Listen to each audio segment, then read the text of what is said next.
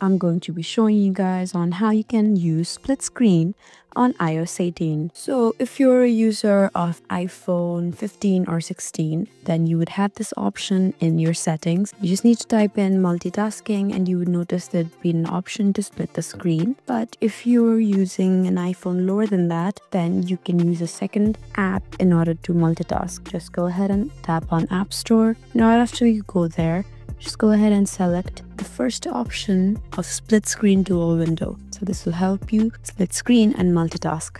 Just go ahead and download it, wait for it to download, and now after it has been downloaded, just go ahead and tap on open. You can also select how much of the screen that you would like. So if you want the screen to be bigger than this one, then you can just do this. But if you want it to be equal, then you could just do this. And now just select the app that you would use to prefer in your first screen, and now go to the second screen and open a different app, and in this way you can multitask. I hope this video was helpful for you. If you want more helpful tutorials like these, then please subscribe to our channel and leave a comment down below to let us know what sort of videos that you would like. Thank you for watching.